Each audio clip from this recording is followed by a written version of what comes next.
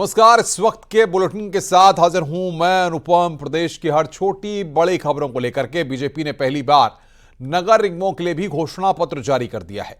संकल्प पत्र नाम से जारी हुए मैनिफेस्टो के एक पेज पर सरकार की उपलब्धियां हैं तो दूसरे पेज पर नगर निगमों के विकास का संकल्प। तो क्या है 11 नगर निगमों में बीजेपी के वादे, आइए इस रिपोर्ट के जरिए आपको दिखाते हैं। आमतौर पर सियासी दल लोकसभा या विधानसभा चुनाव के दौरान ही मैनिफेस्टो जारी करते हैं, लेकिन उत्तराखंड में बीजेपी ने पहली बार नगर निगमों में भी ये फंडा अपनाया है। बीजेपी दफ्तर में मुख्यमंत्री पुष्कर सिंह धामी ने 11 नगर निगमों के लिए अलग अलग संकल्प पत्रों का विमोचन किया और कहा कि ये विकास के रोड मैप का बीजेपी की गारंटी का पत्र है।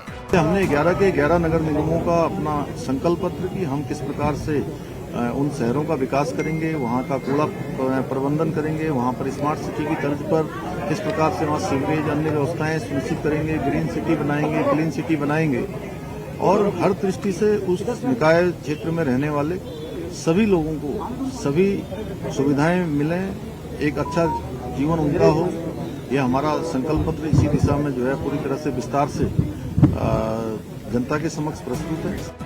संकल्प पत्र में सभी नगर निगमों के लिए कुछ कॉमन वादे भी हैं, जिनमें नगर निगमों में लिए जाने वाले कर शुल्क की समीक्षा के लिए समिति का गठन करने, निगम में शामिल हुए नए ग्रामीण क्षेत्रों को अतिरिक्त करों में छूट देने, स्मार्ट पार्किंग बनाने जैसी घोषणाएं शामिल हैं। इसके अलावा हर निगम के लिए वहां की जरूरत के मुताबिक वादे किए गए हैं। देहरादून नगर निगम की बात करें तो 100% कार्बन न्यूट्रल परिवहन सिस्टम लागू करने का वादा किया गया। इलेक्ट्रिक व्हीकल इंफ्रा को बढ़ावा देने की बात की है तो झुग्गियों के नियमितीकरण का भी संकल्प लिया गया है। हल्द्वानी नगर निगम में तहसील परिसर में बहुउद्देशीय बिल्डिंग, आधुनिक बस स्टैंड, नैनीताल और कालाढूंगी रोड पर चौड़ीकरण करने का वादा किया गया है। कोटद्वार नगर निगम में कंडी मोटर मार्ग और चिल्लर खाल रोड निर्माण को प्राथमिकता देने का वादा है तो नई सब्जी मंडी की स्थापना की भी बात कही है।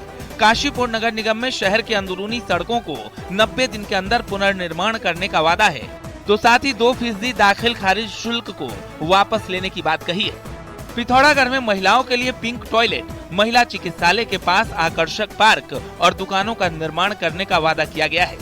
रुड़की में बहादुरपुर खादर रेलवे क्रॉसिंग पर फ्लाईओवर निर्माण, सोलानी नदी पर मेहर ब्रिज के पुनर्निर्माण का वादा किया गया है। बीजेपी ने ऋषिकेश में आधुनिक ट्रांसपोर्ट नगर, रिक्शा और ई रिक्शा के लिए स्टैंड बनाने का वादा किया है।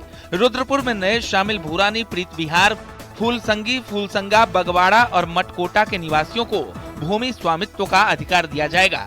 श्रीनगर नगर निगम में पर्यावरण मित्रों के रूप में महिलाओं की बम्पर भर्ती, घंटा घर के रूप में गोला बाजार को विकसित करने का वादा किया है।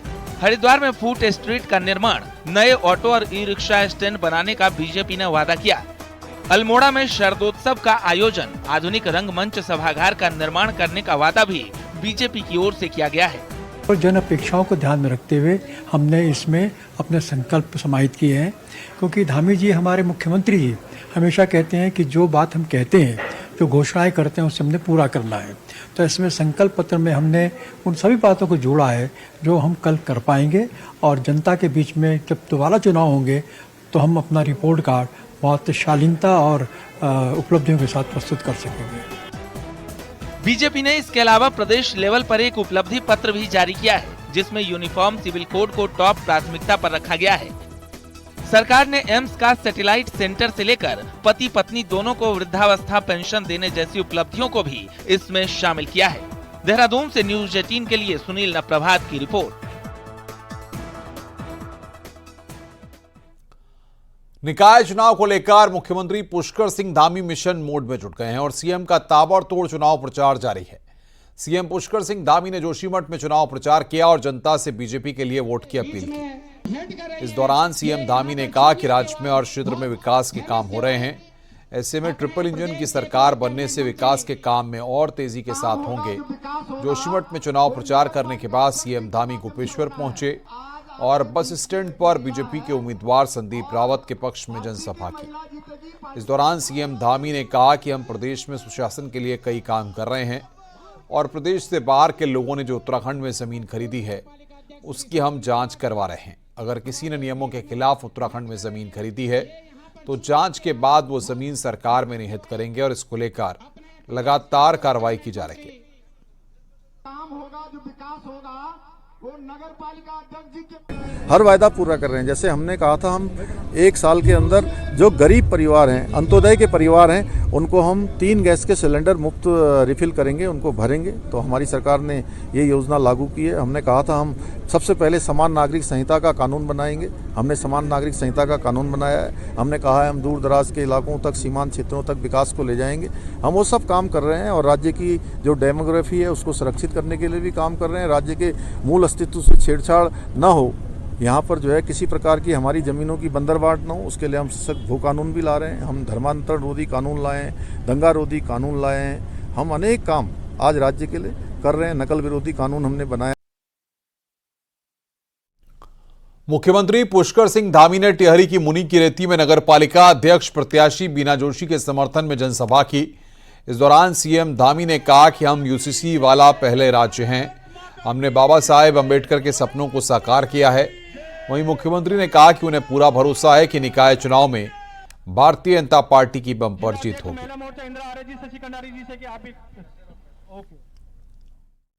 यहाँ पर इन दोनों ही जगह पर भारतीय जनता पार्टी का बोर्ड बनाएं, जिससे कि जो है ट्रिपल इंजन लगेगा और यहाँ का विकास भी तेज गति से आगे बढ़ेगा। हमारे आदरणीय मंत्री सुबोध उनियाल जी इस क्षेत्र को आगे बढ़ाने के लिए अनेक काम कर रहे हैं और नीचे बोर्ड भी भारतीय जनता पार्टी का होगा तो विकास और तेज गति से आगे बढ़ेगा। निकाय चुनाव में भारतीय जनता पार्टी के मंत्री और सांसद भी खूब पसीना बहा रहे हैं। बीजेपी ने अपने मंत्रियों को 3 से 4 निकायों का जिम्मा सौंपा है, जहां उन्हें अपनी मौजूदगी दर्ज करानी ही है। संगठन की ओर से बाकायदा इसकी प्रॉपर मॉनिटरिंग भी की जा रही है। रिपोर्ट देखिए।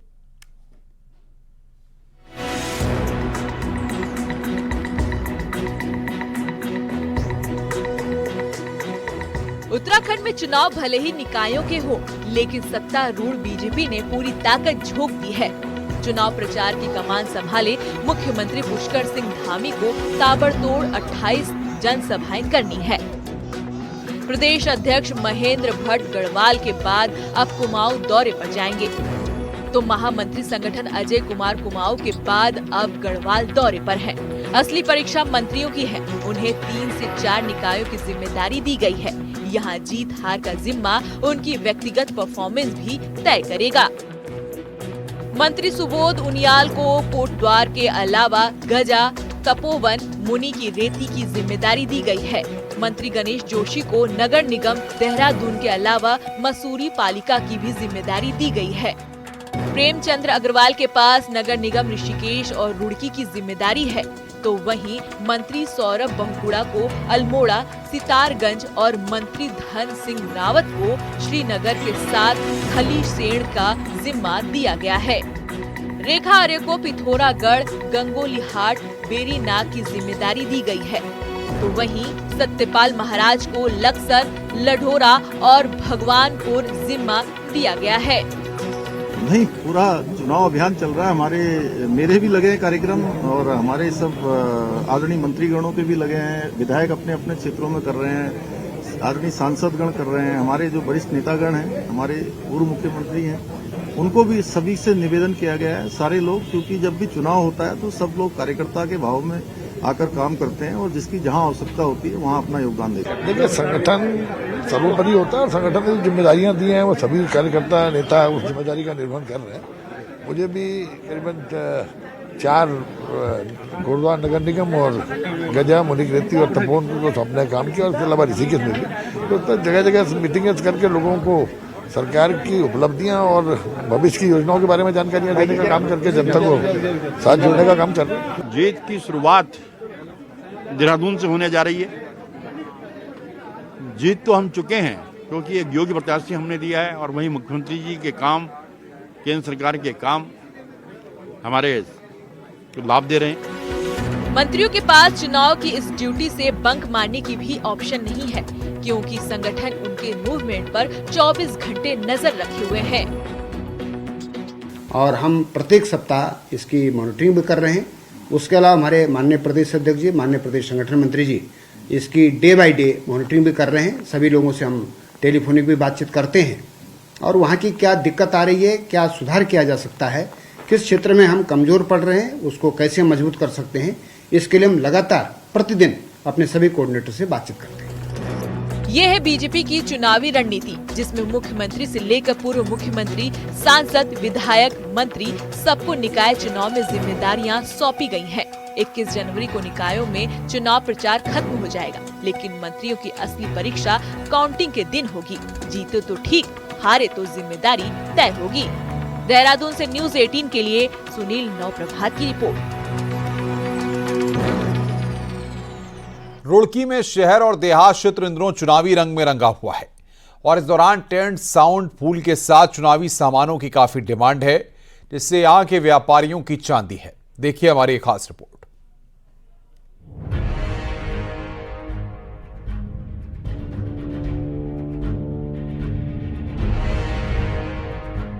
निकाय चुनाव में नेता वोट मांगने में जुटे हुए हैं, लेकिन टेंट हाउस, साउंड सिस्टम, फूल माला बेचने वालों समेत ई रिक्शा चलाने वालों के लिए भी रोजी रोटी कमाने का जरिया बना हुआ है और इससे जुड़े लोग आम दिनों की तुलना में अच्छी खासी कमाई कर रहे हैं। बिजनेस तो इसका फूल का बढ़ता है वैसे तो के वो हर साल के मुकाबले में को कम चल रहा है। थोड़ा सा साहब इकट्ठे पैसे मिल जाएंगे, थोड़ा है ना, और उसमें वही है अपना 200 300 400 बन जाते हैं उसमें। अब मंदा चल रहा है, इसमें थोड़ा इसलिए लगा रखी कि जब 2 पैसे इकट्ठे मिल जाएंगे हमारा। इसके साथ ही चुनावी मौसम में टेंट हाउस, साउंड सिस्टम और चुनावी सामान बेचने वाले दुकानदार भी हैं, जिनके सामान की इस चुनावी माहौल में खूब डिमांड है और व्यापारियों की इस चुनावी मौसम में चांदी है। साउंड तो बस यही है, लोग प्रचार के लिए पसंद करते हैं। ई रिक्शा पे या पैडल रिक्शा तो ख़त्म ही हो गई, अब ई रिक्शा पे ज़्यादातर लगवा रहे हैं। क्या फिर एक हमारा फोल्डिंग स्पीकर आता है आहूजा का, वो बिकता है ज़्यादातर, वो लेके जाते हैं लोग मीटिंग वगैरह करने के लिए। जहां चुनाव में नेता पसीना बहाने के साथ खर्च भी कर रहे हैं, इसका फायदा कई लोगों को मिल रहा है। साथ ही चुनाव का माहौल गरमाएगा तो व्यापारियों और दुकानदारों को भी नेताओं से अच्छा खासा मुनाफा कमाने का मौका मिलेगा। न्यूज़ 18 के लिए रुड़की से मनोज जियाल की रिपोर्ट। मुख्यमंत्री पुष्कर सिंह धामी ने एक बार फिर से कहा कि हम इसी महीने यूसीसी लागू करने वाले हैं और इसके लिए ट्रेनिंग का काम आखिरी दौर में है। हमारी सरकार ने राज्य में अनेक ऐतिहासिक निर्णय लिए हैं, जिन्हें पूर्व की सरकारों ने ठंडे बस्ते में डाल रखा था। हमारा राज्य समान नागरिक संहिता लागू करने की दिशा में भी कदम उठाने वाला देश का पहला राज्य बन गया है। बहुत जल्दी हम इसी माह हम समान नागरिक संहिता को पूरी तरह से लागू करने वाले हैं।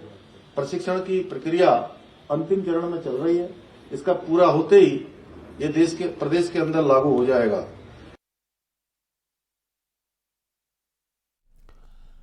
एम्स ऋषिकेश से हरिद्वार जिला कारागार में ड्रोन के जरिए दवाइयां भेजने की सुविधा शुरू की गई है। बुधवार को एम्स ऋषिकेश से हरिद्वार जिला कारागार में 10 कैदियों के लिए हेपेटाइटिस सी की दवाइयां भेजी गई। महज 25 मिनट में एम्स से उड़े ड्रोन ने दवाइयां हरिद्वार जिला जेल तक पहुंचाई। वहीं ड्रोन के वापस लौटते वक्त 10 कैदियों के ब्लड सैंपल भी जांच के लिए एम्स भेजे गए।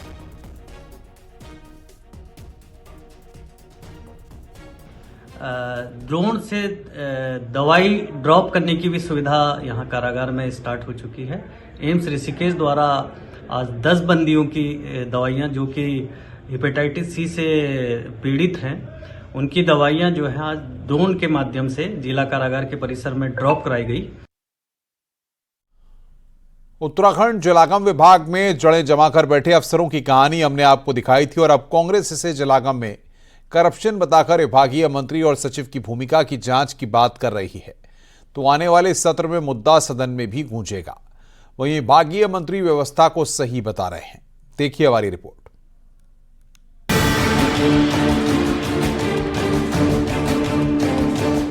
कृषि सचिव और कृषि मंत्री का दावा है कि जलागम में डेपुटेशन पर गए अफसरों को वापस लाया जाएगा, लेकिन कृषि विभाग के 3 सीनियर और 7 जूनियर अफसर कब वापस आएंगे ये वक्त बताएगा।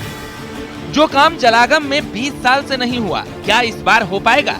जलागम में विभागीय मंत्री सतपाल महाराज हैं, तो मुख्य परियोजना निदेशक अपर मुख्य सचिव आनंद वर्धन है।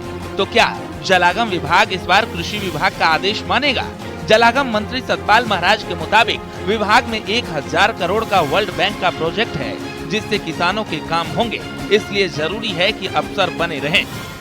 जलागम में पैसा आ रहा है हमारे पास, वर्ल्ड बैंक का करीब 1000 करोड़ आया है, तो उसको हम इस्तेमाल करेंगे और उसका यूज करेंगे और बहुत कुछ उसके अंदर अच्छा हो रहा है। तो मैं समझता हूं वहां पर भी अच्छा पोटेंशियल है और निश्चित रूप में उत्तराखंड का उससे काफी वृद्धि हुई है। आपने देखा होगा कीवी है, ड्रैगन फ्रूट्स हैं, ये पहाड़ में लगने शुरू हो गए हैं और काफी इसमें उत्पाद बढ़ा है और किसानों की आय बढ़ी है।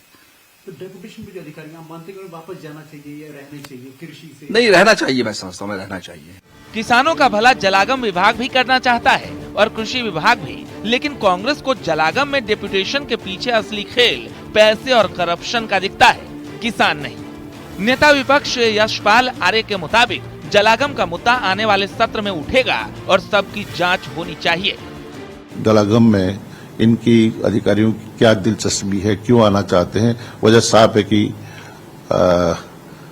वहां पर भ्रष्टाचार की जड़ें गहरी हो चुकी हैं और पैसों का खेल है और योजनाएं धरातल पर नहीं है।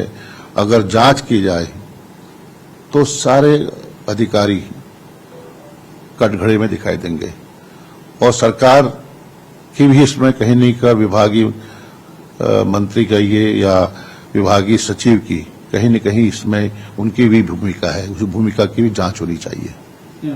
रूप से अगले सत्र में हम इसको पूरे प्रकरण को सदन में उठाएंगे और तथ्यों के साथ सदन में इस मामलों को रखेंगे। कृषि विभाग ने अपने अफसर डेपुटेशन से वापस क्या मांगे? जलागम विभाग में 20 साल से डेपुटेशन सियासी मुद्दा बन गया।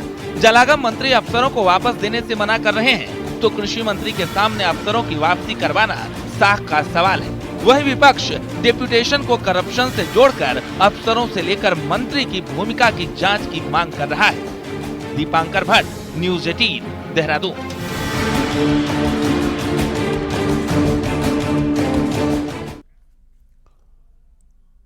उत्तराखंड में 28 जनवरी से नेशनल गेम्स होने हैं, लेकिन खेल विभाग के मैदानों का काम अभी भी अधूरा पड़ा हुआ है और ग्राउंड्स का काम अभी होना बाकी है। वहीं ओलंपिक संघ ने खेल विभाग को मैदानों का काम जल्द से जल्द पूरा करने को कहा है। वहीं खेल विभाग भी मानता है कि जिन मैदानों को 12 जनवरी तक पूरा होना था और जिनमें खिलाड़ियों को प्रैक्टिस करनी थी, वो अभी भी अधूरे हैं।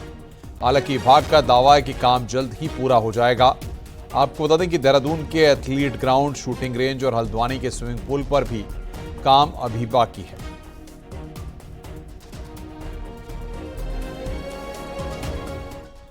अभी भी 2-3 वेन्यू जो हमारे स्टेडियम्स जो इस तरीके के हैं अभी वो बने नहीं हुए हैं। उसमें जो हमें टाइम दिया था उत्तराखंड स्पोर्ट्स डिपार्टमेंट ने, वो टाइम निकल चुका है और वो वेन्यू अभी तैयार नहीं है। वो वेन्यू की तैयारी के लिए उन पर प्रेशर डाला जा रहा है और जल्दी से जल्दी वो काम भी हो जाएगा। ऐसे कि हम 1-2 दिन में और फाइनल काम करा के वहां से सब लोगों को हटाएंगे और तत्काल हम अपनी टीम का एक उस पर प्रैक्टिस भी कराएंगे।